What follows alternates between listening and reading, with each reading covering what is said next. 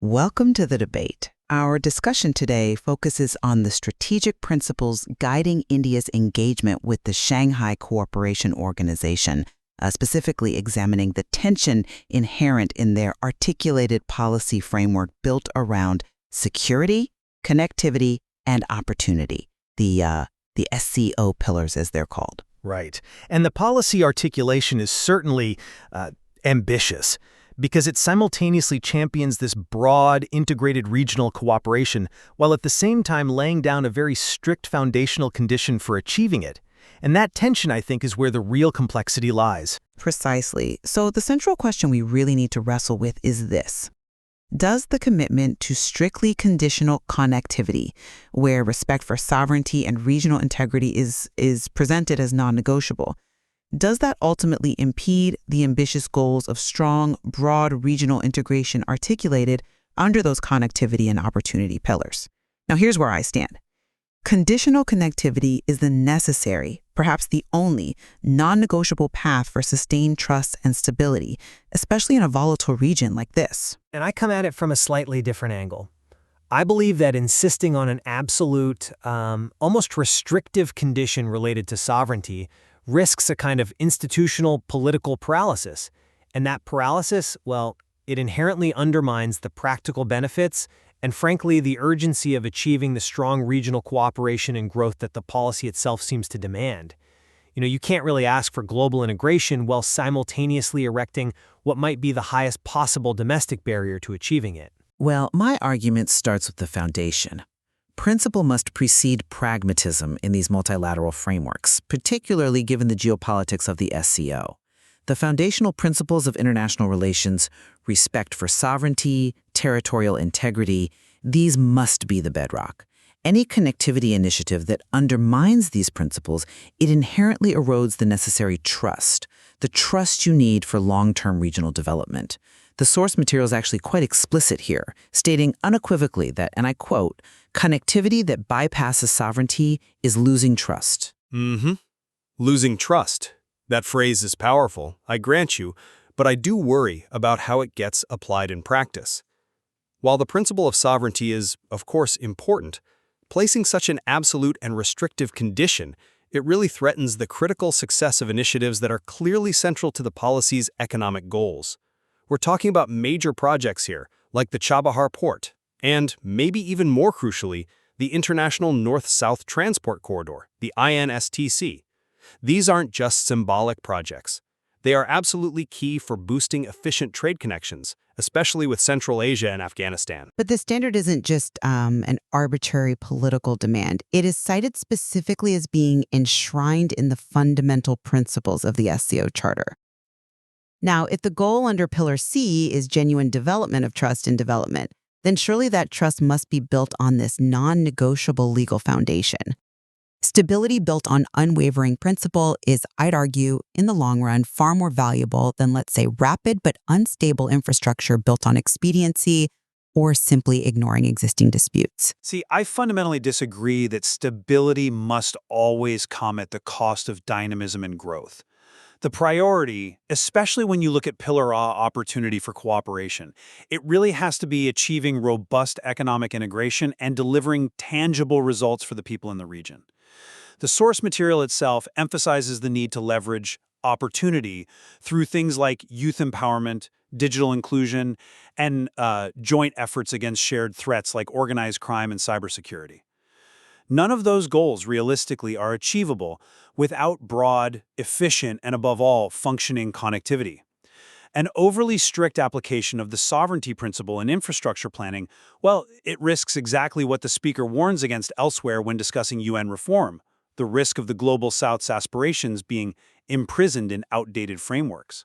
The rhetoric demands transformation, but this restrictive condition, I think, effectively handcuffs the practical implementation needed for that very transformation. Okay, I see what you might perceive the principle as an impediment, but let's try and connect the dots here between the security and connectivity pillars.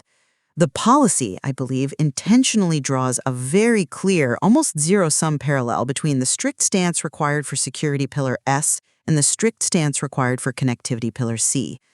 Consider the rejection of double standards when it comes to terrorism, extremism, and separatism.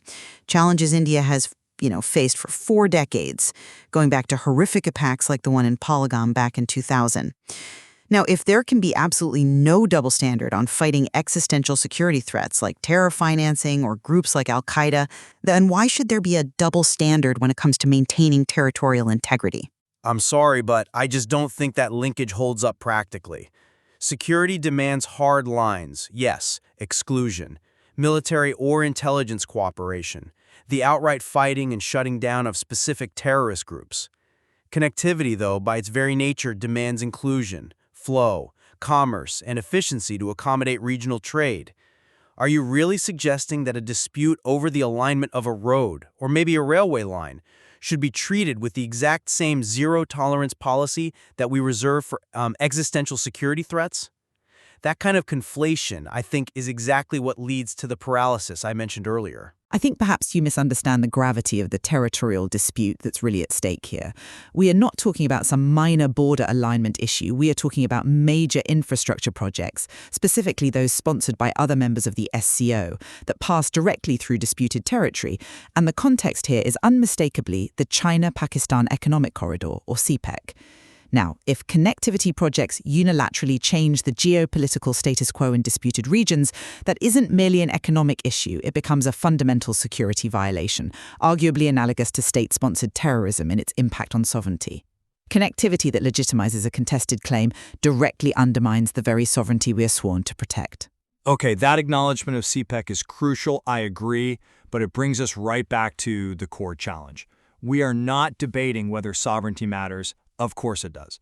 We are debating whether this specific, absolute condition provides a viable path forward for the SCO as a whole. If the response to every single project that happens to touch a sensitive area is a categorical, non-negotiable rejection based on national integrity, then the entire purpose of the SCO as an economic integration bloc is potentially undermined. Security, as you said, demands exclusion. Connectivity demands inclusion. These overly strict principles risk sidelining every single crucial area of cooperation that falls under Pillar O things, like the proposed civilization dialogue forum or joint work on startup and innovation. These things require fluidity, interaction, physical access, not exclusion, based on hitting the highest possible legal hurdle every time. And furthermore, just look at the explicit economic mandate here. The source material explicitly calls for changing the black and white screen of old economic models to accommodate the multidimensional dreams of the new generation. That sounds to me like a mandate for pragmatic trade-offs and perhaps some political flexibility. Prioritizing regional trade corridors like the ISTC is absolutely vital for reaching Central Asia, which, as we know, desperately needs diversified economic access. The practical urgency of the reform, perform, transform mantra demands efficient infrastructure now, even if that requires accepting certain temporary geopolitical sensitivities or working around complex areas. Waiting for every single territorial dispute to be perfectly resolved before laying a single railway track seems like a guarantee of stagnation. That's a compelling argument for dynamism, and I do acknowledge the need for economic momentum, but have you considered the long-term cost? Sacrificing sovereignty for what might ultimately be short-term economic gains, well, it leads to a potentially devastating long-term deficit of trust. We're talking about building enduring institutions here. This pursuit of short-term efficiency, I would argue, runs directly counter to the spirit of multilateralism and an inclusive world order that the speaker themselves champions. The long-term vision requires stability, and that stability can only rest on mutual respect for regional integrity, as defined by the SCO Charter itself. If a connectivity project is allowed to violate a core tenet just for expediency, it actually becomes a vector for instability, eventually undermining the very economic benefits you seek to secure through INSC or Chabahar. Instability, after all, halts trade much faster than any territorial review ever could. Let's perhaps focus on legitimacy for a moment. Maintaining the sovereignty standard is crucial because it ensures that the expansion and evolution of the SCO, which is clearly described as evolving in accordance with the times by tackling new challenges like drug trafficking and organized crime, remain legitimate. If the SCO becomes known for prioritizing transactional infrastructure over the sanctity of foundational international law, what real legal basis does it have to demand cooperation on sensitive new areas like fighting cyber threats or cutting off tariff financing? Only strict adherence to the charter, I believe, prevents the organization from becoming purely transactional and consequently losing its legal teeth. I'm not entirely convinced by that line of reasoning because, again, it seems to drastically limit the scale of ambition that's clearly implied by Pillar O. You can't effectively fight modern transnational threats like organized crime and drug trafficking, which absolutely require borderless cooperation and information sharing, if you have simultaneously stifled the economic engines that actually foster regional interdependence in the first place. If every single connectivity project, from, say, fiber optic cables to railways, is subject to the absolute highest possible standard of territorial scrutiny, then the projects essential for fostering opportunity are likely to stall indefinitely. I mean, how do you expect to boost people-to-people ties or genuinely engage groups like young scientists, scholars, and startups, as the policy explicitly aims to do, if the very efficiency of movement is constantly crippled by these high-level, often intractable disputes? The goal here seems to be projecting global influence. The text talks about uniting to push for UN reform on its 80th anniversary. That suggests a need for bold, broad, flexible action and significant political capital. Hyperconditional connectivity seems to systematically restrict that, turning the focus inward on perpetual legal battles instead of outward on shared global goals. But the focus on legal principles is exactly what enables that global ambition, because it establishes credibility. You seem to be framing the charter as an obstacle, whereas I see it as the essential shared structure that prevents the organization from fracturing under geopolitical pressure. Without that non-negotiable basis of sovereignty and territorial integrity, the SCO cannot effectively confront the shared fight against extremism and separatism. It provides the necessary moral and legal high ground. Even successful trade routes can become geopolitical flashpoints if they are perceived, rightly or wrongly, as legitimizing territorial aggression. Well, I suppose I conclude that while the foundational principles of sovereignty are certainly laudable and necessary, the explicit desire stated in the policy for robust connectivity and widespread opportunity requires a more pragmatic approach, one that allows essential infrastructure and economic integration to actually proceed, even in complex geopolitical areas.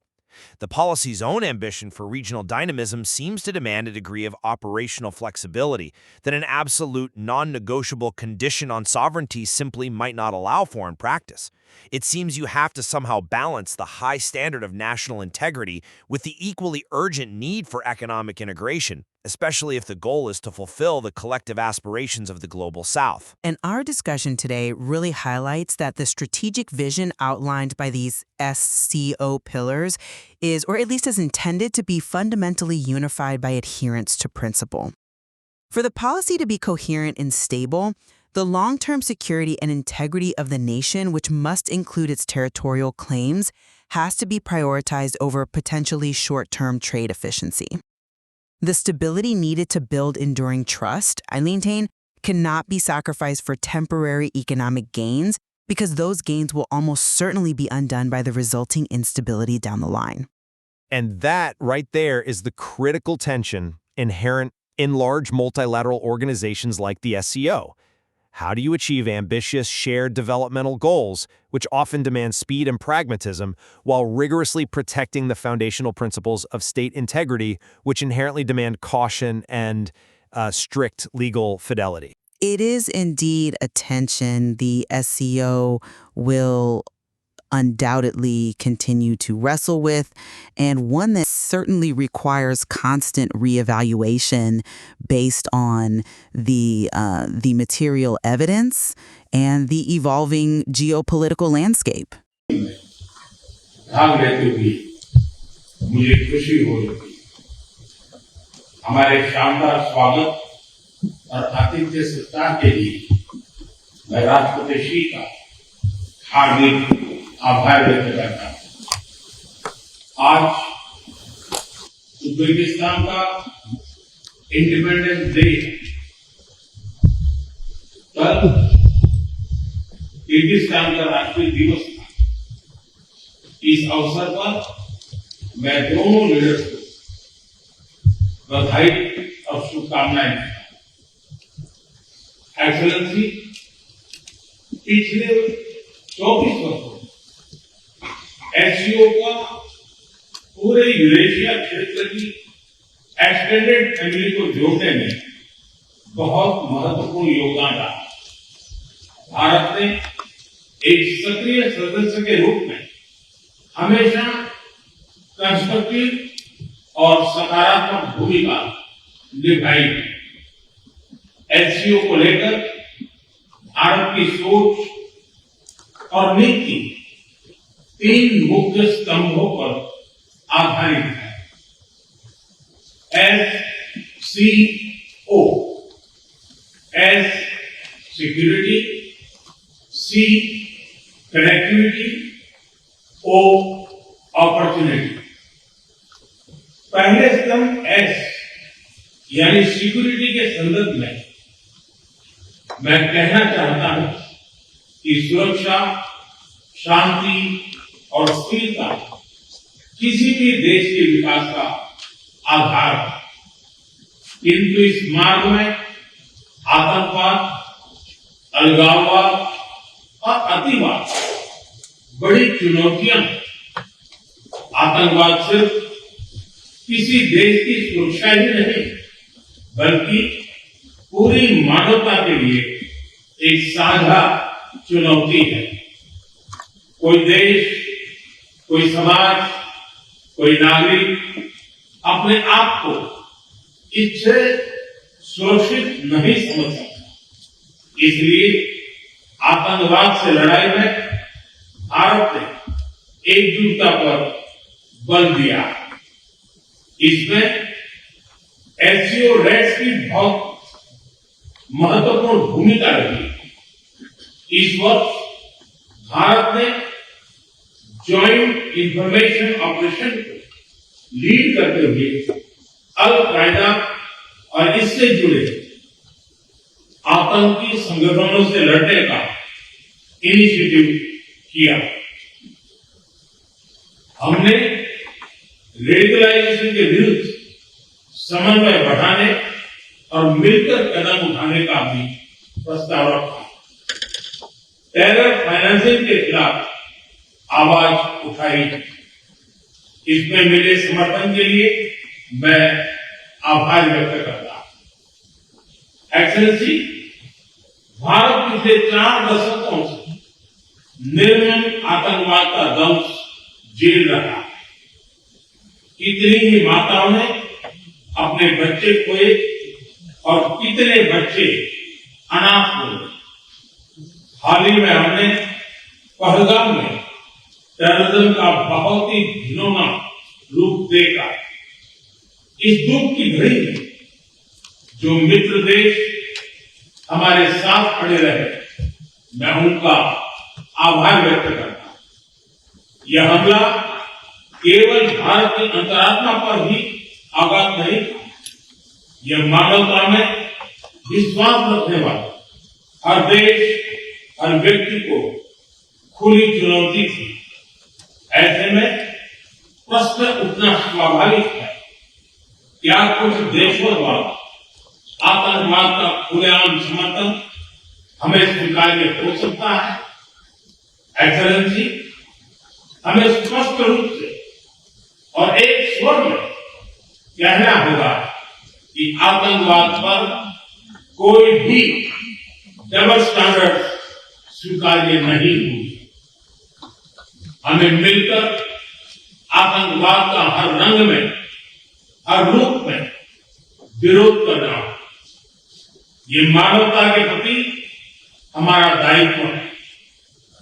Excellency, अब मैं दूसरे स्तंभ सी यानी connectivity पर अपने विचार रखना चाहूंगा। भारत का हमेशा से मत रहा है कि मजबूत कनेक्टिविटी से केवल व्यापार ही नहीं, बल्कि विश्वास और विकास के द्वार भी खुलते। इसी सोच के साथ हम चाबहार पोर्ट और international north south transport corridor जैसे इनिशिएटिव पर काम कर रहे हैं। इनसे हम अफगानिस्तान और मध्य एशिया के साथ संपर्क बढ़ा सकते हैं।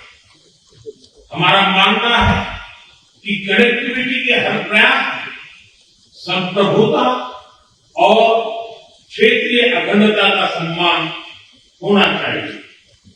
यही एससीओ चार्टर के मूल सिद्धांतों में भी विदित है।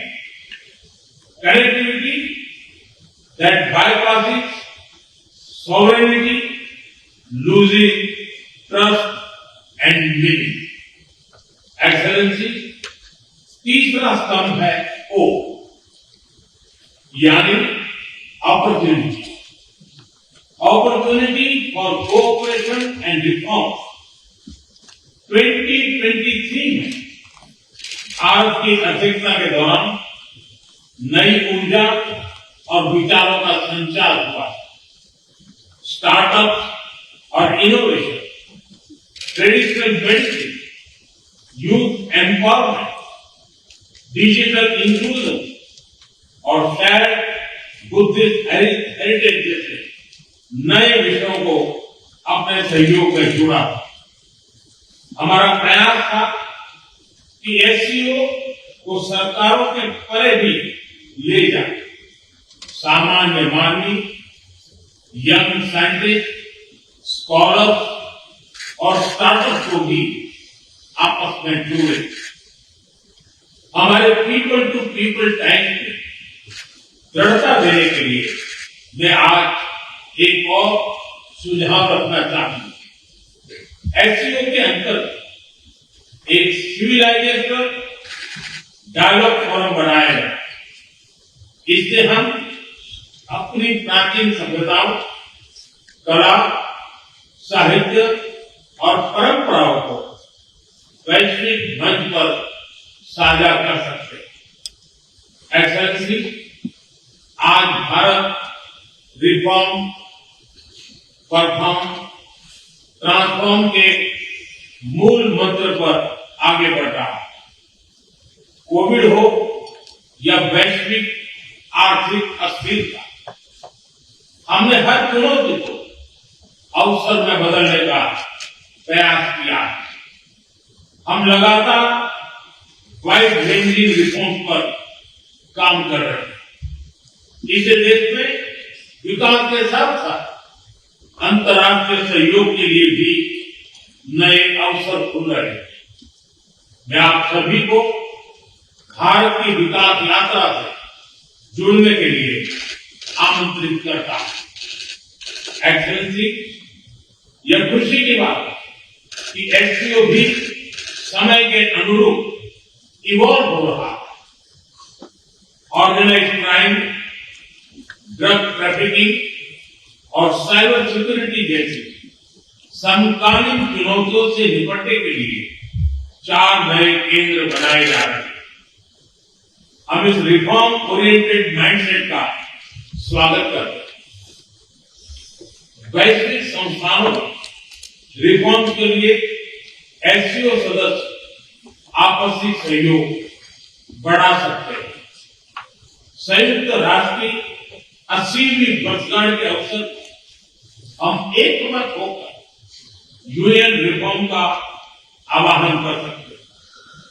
ग्लोबल साउथ की आकांक्षाओं को आउटडेटेड फ्रेमवर्क में कैद रखना भावी पीढ़ियों के प्रति घोर अन्याय है। नई पीढ़ी के बहुरंगी सपनों हम पुराने जमाने की ब्लैक एंड व्हाइट स्क्रीन पर नहीं दिखा सकते। स्क्रीन बदलने की होगी। एससीओ मल्टीलेटरलिज्म और इंक्लूसिव वर्ल्ड ऑर्डर का मार्गदर्शक बन सकता है। मुझे खुशी है कि इस महत्वपूर्ण विषय पर आज एक स्टेटमेंट जारी किया जा रहा है। एक्सेलेंसी, हम सभी पार्टनर्स के साथ समन्वय और सहयोग के साथ आगे बढ़ रहे हैं। मैं एससीओ के अगले अध्यक्ष किर्गिस्तान के राष्ट्रपति और मेरे मित्र प्रेसिडेंट जपारोव को शुभकामनाएं देता हूं। बहुत बहुत धन्यवाद।